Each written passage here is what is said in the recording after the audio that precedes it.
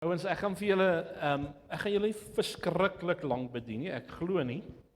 Maar Maritjie het gesê sy het mooi aangetrek en sy wil ten minste 'n uur hier sit. So ons gaan 'n uur. Ek lees vir julle uit Johannes 12 vanaf vers 12. Johannes 12 vers 12.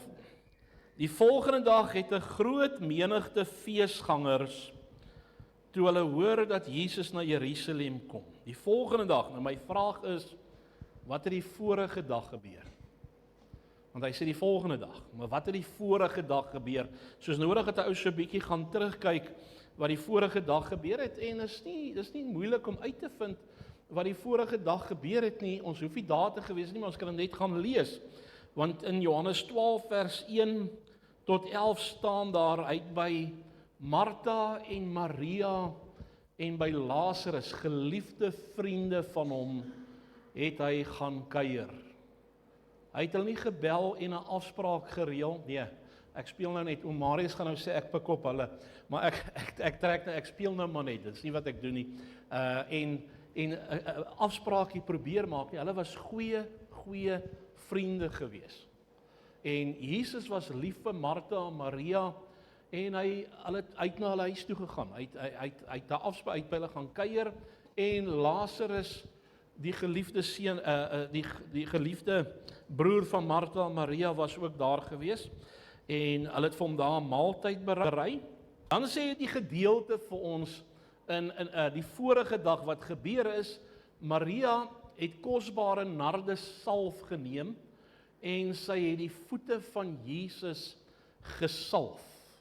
En 'n mens wonder baie keer, die woord van die Here sê dit was met die oog op sy begrafnis gewees, maar wanneer ek gaan kyk na salf en olie en die salwing van mense, dan sien ek in die Ou Testament, dit was konings wat gesalf was, en dit was 'n teken dat God hulle afgesonder het vir die diens wat hulle moes doen. Konings was gesalf gewees, en dan was priesters, hoëpriesters ook gesalf gewees met olie. En is dit nie interessant dat sy Jesus se voete salf, en met die gedagte dat sy hom bely as haar koning en as haar hoëpriester? Want dis wat gebeur het, en dis presies wie Jesus is vir my en vir jou. Hy's ons koning en hy's ons hoëpriester. En hier by die maaltyd het sy voete gesalf, en terwyl sy voete salf met baie kosbare nardesalf, het Judas Iskariot vies geraak. Hy het sy pompe styf gepomp, sy kuite styf gepomp, hy het sy kuite styf gepomp, want hy sê hierdie salf was baie duur gewees, en hulle kon dit verkoop het en dit vir die armes gegee het. Ou Judas het daarom ook maar 'n mooi hart gehad, is dit nie so nie? Hulle kon die nardesalf gevat het en dit verkoop het, en hy dink aan die arme mense. Het julle die Bybel gelees? Johannes 12 vers 5. Kyk wat sê hy. Waarom is hierdie salf nie vir 300 pennings verkoop en die geld aan die armes gegee nie?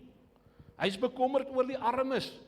Maar as jy nou verder gaan lees, Johannes 12 vers 6 sê hy, en dit het hy gesê nie omdat hy oor die armes besorg was nie, maar omdat hy 'n dief was en die beers gehaat het en die bydraes geneem het. So hy het net 'n geleentheid gesoek om by die beers uit te kom en die geld vir homself te neem.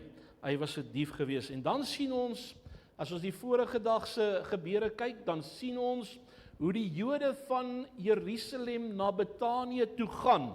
Sê die woord van die Here, hulle stroom soontoe om Jesus te kan sien. Wie hierdie Jesus is, want hulle het gehoor dat hy Lazarus uit die dood uit opgewek het, 4 dae nadat hy gesterf het. Hy het al 'n reekie gehad. Het Jesus hom uit die dood uit opgewek, en hulle het gegaan van Jerusalem na Betanië om Jesus te sien, maar ook om die wonderwerk wat die wonderwerker gedoen het te sien. Dis wat die woord van die Here vir ons sê. En hoe hartseer is dit net nie? Die Fariseërs en die Jode, sê die gedeelte vir ons, hulle wou Jesus om die lewe bring, maar omdat hy Lazarus gesond gemaak het, of lewendig gemaak het, wou hulle ook die wonderwerk om die lewe bring. Dis wat die woord van die Here vir ons sê, wanneer ons die gedeelte gaan lees. Maar nou lees ons verder van vers 12 af van Johannes 12, as julle daar wil lees. Die volgende dag het 'n groot menigte, ek begin weer met die vers, feesgangers, toe hulle hoor dat Jesus na Jerusalem toe kom, palmtakke geneem en uitgegaan hom tegemoet en geroep, Hosanna, geseënd is hy wat kom in die naam van die Here, die koning van Israel. En dit kon moontlik dieselfde skare wees wat Betanië toe gegaan het om Jesus en die wonderwerk te aanskou, Lazarus te aanskou wat hy die dood uit opgewek het, want Betanië was so om en by 2 myl, 3 kilometer, min of meer, was Betanië van Jerusalem af gewees, so hulle kon baie maklik soontoe geoeber het en teruggekom het. En die palmtakke dan die volgende dag kon hulle voor Jesus neergegooi het. So dit was maar 'n halfuur se loop. Vers 14, en Jesus het 'n jong esel gevind en daarop gaan sit, soos geskrywe is, moenie vrees nie, dogter van Sion, kyk jou koning kom, en hy sit op die vel van 'n esel. Nou in Sagaria 9 vers 9, kan jy dit gaan lees. Dis wat geskrywe was, is dat Jesus op 'n jong vel, dat hy Jerusalem sal inry. Die profeet Sagaria om en by 500 voor Christus, dit was onthou tussen Maleagi en Matteus was daar 'n 400 jaar tydperk gewees van stilte, waar daar geen woord van die volk was nie. Dit was 'n tydperk van stilte, baie moeilike dinge in Jerusalem en Israel gebeur op daai stadium, en net voor daai 400 tydperk, ons kry Haggai, Sagaria, Maleagi, die laaste 3 boeke, en Sagaria profeteer hierdie ding oor Jesus wat op die vel van 'n esel sal sit en Jerusalem ingery sal kom. So het hierdie profesie uitgegaan, die skare roep dit uit. Hulle roep uit, toe hulle hierdie Jesus sien, toe roep hulle uit, Hosanna, geseënd is hy wat kom in die naam van die Here, koning van Israel, en hulle het palmtakke voor die Here gegooi. En vandag staan eintlik bekend as in baie geestelike kringe, denominasies, noem dit wat jy wil, staan dit bekend as Palmsondag. Baie mense vier Palmsondag. Hulle kom met palmtakke kerk toe en hulle sit dit voor die deure en hulle vier Palmsondag. Dis nou nie hoe ons dit doen nie. Ons Palmsondag is in die hart, né? Ons palmtakke is in die hart, en deur ons lofsange en aanbiddinge kom gooi ons hierdie geestelike palmtakke voor die Here en bely ons hom as die koning van ons lewe, die Here van die Here. Johannes 12 vers 16 sê vir ons, dit het sy, kom ek lees dit gou die vorige vers, moenie vrees nie, dogter van Sion, kyk jou koning kom, en hy sit op die vel van 'n esel. Dit was die profesie van Sagaria. Dan gaan die gedeelte verder in Johannes 12 vers 16, dit het sy disippels egter eers nie verstaan nie, maar nadat Jesus verheerlik is, toe het dit hulle bygeval, dat hierdie dinge van hom geskrywe was, en dat hulle dit aan hom gedoen het. En die skare wat by hom was, toe hy Lazarus uit die graf geroep en hom uit die dode opgewek het, het daarvan getuig. Daarom het die skare hom ook tegemoet gegaan, omdat hulle gehoor het dat hy hierdie teken gedoen het. En die Fariseërs het vir mekaar gesê, sien julle dat julle niks vorder nie? Kyk, die hele wêreld loop agter hom aan. Wil teruggaan na vers 13 toe, hulle het palmtakke geneem en hulle het uitgegaan om tegemoet en geroep, Hosanna, geseënd is hy wat kom in die naam van die Here, die koning van Israel. So in die antieke tyd het palmtakke oorwinning voorgestel, sukses. Dit was die simbool van oorwinning en van sukses gewees. As daar konings aangestel was, was daar palmtakke gewees en dit was die teken gewees. Hierdie is 'n oorwinnaar. Hy is die koning. Dit spreek van sukses. Baie generaals as hulle 'n geveg gaan veg het teen die vyand en hulle teruggekom, dan het hulle ingewag met palmtakke, mits hulle nou gewen het hulle ingewag met palmtakke en met hierdie palmtakke het hulle vereer as oorwinnaars, het hulle vereer daarmee. So dit was die gebruik ook selfs by atletiek byeenkomste. Ja, daar was atletiek in die Nuwe Testament. Daar was Olimpiese spele gewees. Hulle het dit dalk net nie Olimpiese spele genoem nie, maar as 'n ou teruggaan en jy gaan kyk na dit wat geskrywe is, wat die filosowe sê, dan sien 'n mens, daar was atletiek byeenkomste. Paulus, as hy praat van die regterstoel of van die bema, dan praat hy van die podium waarop die atlete gestaan het, die een wat die eerste plek gekry het, hy het heel bo gestaan. So, daar was sulke goed gewees. En wanneer hulle die atletiek gewen het, of wat ook al gewen het, dan het hulle beloon met palmtakke of met 'n laurierkrans. So dit spreek van oorwinning. Nou, ek weet nie, het julle al die boek van die Makkabeërs gelees nie.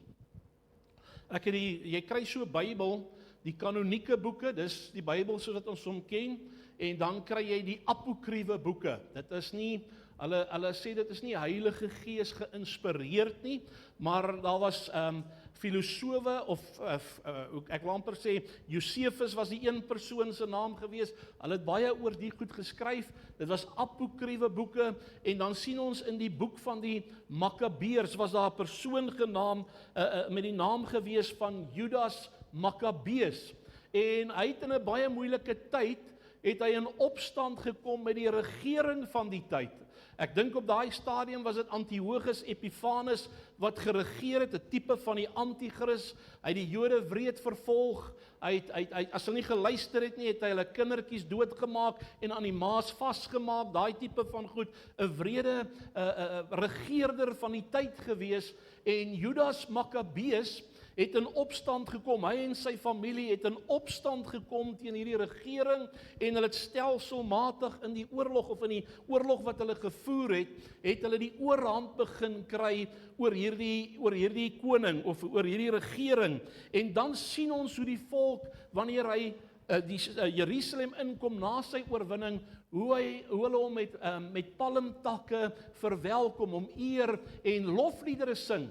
Nou nie omdat hy God is nie, maar omdat hy God hom gebruik het om te help dat Israel oorwinning gekry het, het hulle lofliedere gesing en het hulle hom vereer met hierdie palmtakke. So, dit spreek van oorwinning, dit spreek van sukses. So nou lees ons die skare in Jerusalem ontvang Jesus met palmtakke. Daar was mense gewees wat uitgegaan het en hom ingewag het. Toe hy inkom, het hulle hierdie palmtakke neergegooi en dit spreek van hulle sien hom as die oorwinnaar, hulle sien hom as die een wat suksesvol is, hulle sien hom as die koning van die Jode.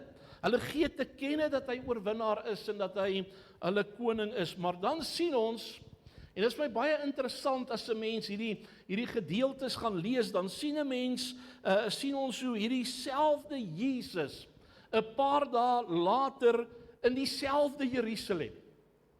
Hier kroon hulle hom, hulle gooi palmtakke, hulle sien hom as die oorwinnaar en 'n paar dae later staan hy voor Pilatus, Pontius Pilatus, en skree die skares van mense in dieselfde stad Jerusalem, skree hulle weg met hom, kruisig hom, ons wil hom nie sien nie, ons wil niks met hom uit te doen hê nie, kruisig hom, in dieselfde stad. So van die hosannas wat hulle geskree het, word hy die grap van die dorp. Van die koning af word hy die veroordeelde, van die een wat ander red, tot die een wat homself nie kan red nie. Dis wat hulle gespot het, toe hy daar aan die kruis op Golgotha's heuwel gehang het. Hoe is dit moontlik dat hierdie twee uiterste pole, hierdie uiterste teenoorgesteldes, die stad so in beroering kan bring? Die een week kroon hom, en die ander week vervolg hom. Ek weet nie, het julle al so daaraan gedink nie. Hoe is dit moontlik? Hoe gebeur hierdie dinge? Nou, sekere skrifkenners gaan van die veronderstelling uit dat dit van dieselfde skare van mense is. Ek sê sekere skrifkenners sê dit, dat dit dieselfde mense was wat hom ingewag het toe hy Jerusalem op die donkie genader het, dat dit dieselfde mense is wat die palmtakke gegooi het, was van dieselfde mense gewees wat geskree het, kruisig hom, kruisig hom. Hoe is dit dan moontlik dat jy hom vandag kan kroon? Hoe is dit dan moontlik dat jy vandag kan sê, Here, U is die oorwinnaar en oor 'n week sê jy kruisig hom? Hoe is dit moontlik dat jy vandag ja sê vir Jesus en oor 'n week sê jy nee vir Jesus? Hoe is dit moontlik dat jy vandag die palmtakke uitgooi en oor 'n week sit jy die doringkroon of sien jy, laat jy toe hoe ander 'n doringkroon op sy kop sit? Sekerlik is dit moontlik. Want jy sien, baie keer is dit fisiese handelinge, baie keer is dit uiterlike handelinge, uiterlike gebare. Die uiterlike is baie keer dit wat besig is om die oorhand te kry, in plaas daarvan dat dit die hart is. En ek dink dis die kruks van hierdie gedeelte. Dit gaan nie oor palmtakke so seer nie. En baie keer wil ons mense beïndruk met sekere goed wat ons doen. Ons wil mense beïndruk met die beste orkes wat ons het. Ons wil mense beïndruk met die skrifkennis wat ons het. Ons wil mense beïndruk met allerhande goed. Maar weet jy wat, as dit nie oor die hart van die mens gaan nie, dan beteken dit waarmee ek ander wil beïndruk en selfs die Here baie keer wil beïndruk, beteken net mooi niks vir my nie. Vir die Here nie. Matteus 15 vers 8 sê, hy sê Jesus kom en hy sê hierdie ding. Hy stap 'n pad met die volk. Hy stap 'n pad met hierdie klomp mense. Die een dag wil hulle hom kroon, die ander dag wil hulle hom kruisig. Die een dag wil hulle die wonderwerke van die Here aanskou en die volgende dag wil hulle die Here doodmaak en hy kom op 'n plek waar hy sê in Matteus 15 vers 8, hy sê hierdie volk nader my, luister mooi, wat sê die Here hierso. En is iets waarvoor ek en jy ook baie versigtig moet wees, want 'n mens beleef hierdie tendens in die tyd waarin ons is. Hy sê hierdie ding, hy sê hierdie volk nader my met hulle mond, die mond praat baie, en hulle eer my met die lippe, hy sê maar, en hier kom die ding in, hy sê maar hulle hart is ver van my af. Hulle hart is ver van my af. Christendom gaan oor verhouding. Christendom gaan oor 'n hartskondisie. Verandering van hart. Dis nie net 'n godsdiens nie. Dis nie net 'n ritueel nie. Dis nie maar net iets wat ek Sondag doen om die dag is lank en ek wil die dag omkry so ek sit 'n uur of 2 uit om kerk toe te gaan of ons is so groot gemaak dat ons by die kerk moet uitkom nie. Hy sê te vergeefs vereer hulle my met hulle mond en eer hulle my met hulle lippe, maar hulle hart is ver van my af. God soek my en jou hart. Wanneer ek hier voor sit en aanbid of staan, vanoggend was ek agter die dromme gewees, maar dan gaan dit nie net oor my hande nie, dit gaan oor my hart. En dank die Here vir mense se hande wat saam met hulle hart werk. Dis wonderlik.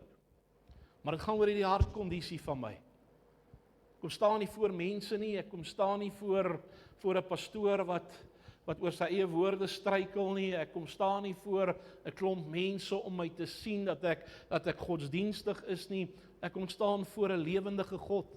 Dis voor wie ek kom staan. Dis wie ek kom aanbid.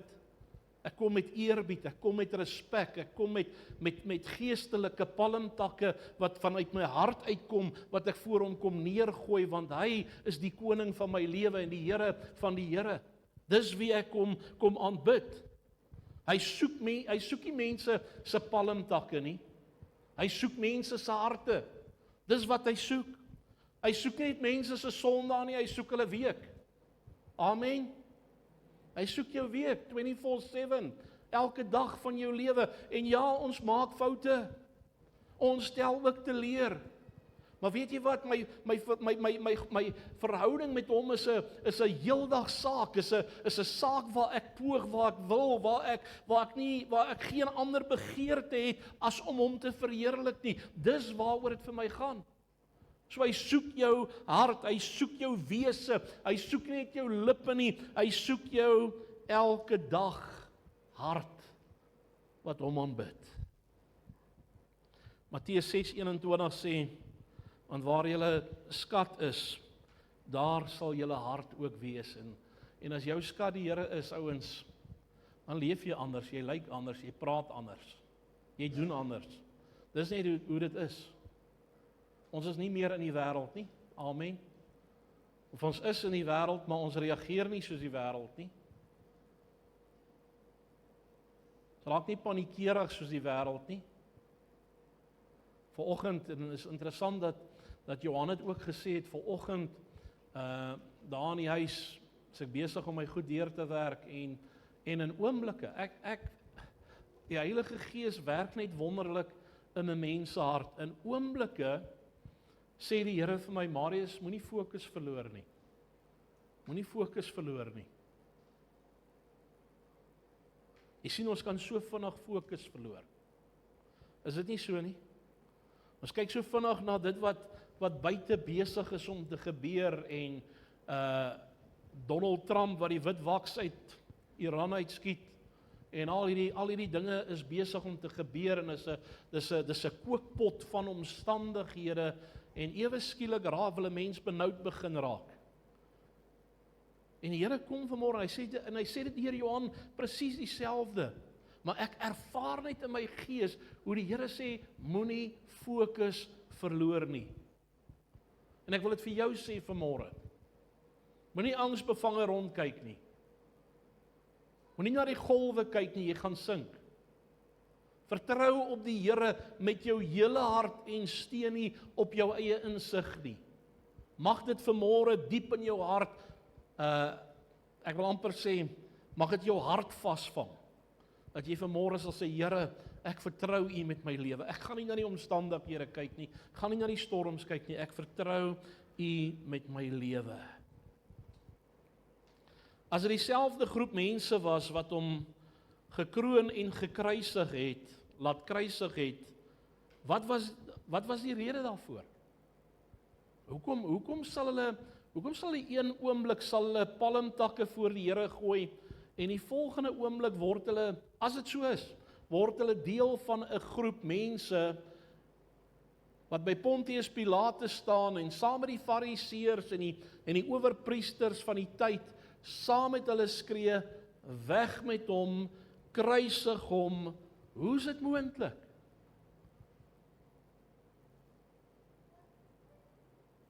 En ek wil vir jou iets sê vanmôre. Wees versigtig vir die druk van die wêreld. Want jy sien, daar was baie druk op die Jode gewees. Daar was leiers gewees, die geestelike leiers van die tyd, die Fariseërs en die Sadduseërs en die Kopseërs en die owerpriesters en al hierdie ouens was daar gewees, en hulle het Jesus verwerp. Hulle het vir hom gesê, Here, hulle het vir hom gesê, hy dryf die duiwels deur die duiwels uit. Die duiwel werk deur om die duiwels uit te dryf. Hulle wou hom doodgemaak het. Hulle het hom met 'n passie gehaat, en so het hulle druk op mense geplaas. Hulle die stad probeer in opstand bring teen hierdie Jesus wat sê dat hy die Messias, die koning van die Jode is. En hulle druk op hulle geplaas, en dit kan een van die redes wees waarom hulle saam met hierdie mense vergader het, om dan Jesus te kruisig, om te sê, weg met hom, kruisig hom. Dit kan dalk een van die redes wees.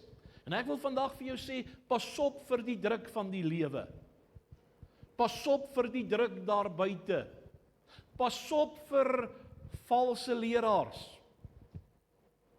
Pas op vir mense wat die skrif verdraai, wat net 'n ou versie uit die Bybel uitvat en 'n godsdiens om dit probeer bou. Pas op vir mense wat sê, weet jy wat, jy's dalk te. Want dis baie keer wat gebeur, hoor jy dien die Here daarom maar net 'n bietjie te veel. Wees versigtig, want daar's druk op die kinders van die Here. Ek wil vandag vir jou sê, die vyand het nie 'n leihaar op sy kop nie. En baie mense wil die bestaan van die vyand ontken en sê nee, daar is nie meer 'n vyand nie. Jy word jou eie vyand. Ek wil vandag vir jou sê, Paulus sê, ons worstelstryd is nie teen vlees en bloed nie, maar teen die magte en die owerhede en die bose geeste. Hy doen alles in sy vermoë om kinders van God lou te maak. As jy maar net warm was, of as jy maar net koud was, maar omdat jy lou is, sal ek jou uit my mond uitspieg. Wees versigtig vir die druk van die wêreld. Hy plaas baie subtiel druk op mense, die sorge van die lewe, die bekommernisse van die lewe, die plesiere van die lewe. Ouens, dis verstommend hoe mense die Here gedien het en op 'n stadium het dit met hulle begin goed gaan en dit met hulle beter gegaan en hulle het al minder en al minder en al minder die Here begin dien. Al minder en al minder begin kerk toe kom, die begin van 'n lewe wat teruggeval het. Dis hartseer. Dis hartseer. Wees versigtig vir die subtiele druk wat die vyand op jou lewe begin plaas. Wees versigtig vir verkeerde vriende. Wees versigtig vir verkeerde inspraak in jou lewe. Wees versigtig vir hierdie dinge, want dis die druk wat op mense geplaas word. Wees versigtig vir groepsdruk. Almal doen dit so, né? Dis mos wat ons sê. Voorhuwelikse seks, almal doen dit so. Saam bly, almal doen dit so. En die genade van die Here is genoeg vir almal. Ouens, wees versigtig. Die God wat ek en jy aanbid is heilig. Die God wat ek en jy aanbid, het ons lief met 'n ewige liefde. Dit kan ons nie verbykyk nie.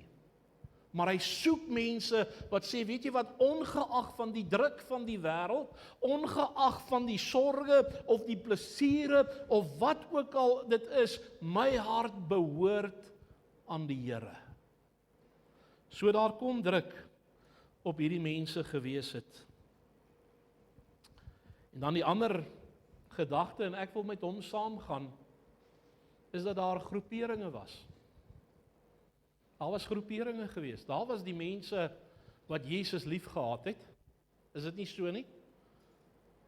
En daar was die mense wat Jesus ook verlaat het. Jesus kom en hy praat met sy disippels, nie net met die 12 nie, maar met die ander disippels. Daar was 70 en daar was ander disippels gewees. Hulle was nie so naby soos die 12 nie. En hy praat met die disippels oor die koninkryk en van die disippels kom na hom toe en sê, Here, dis harde woorde. Dis harde woorde. En die woord van die Here sê, hierdie disippels het hom verlaat. Hulle wou nie meer saam met hom gaan nie, want dit was vir hulle net te hard. Dit was vir hulle onaanvaarbaar gewees. En Jesus sê vir sy 12, wil julle nie ook maar gaan nie? Wil julle nie ook maar gaan nie? En hulle sê, Here, na wie toe sal ons gaan? Hier die woorde van die lewe. Hy die brood van die lewe, hy die woorde van die lewe. So daar was mense wat by hom gebly het. Daar was mense wat sy wonderwerke aanskou het en in hom geglo het.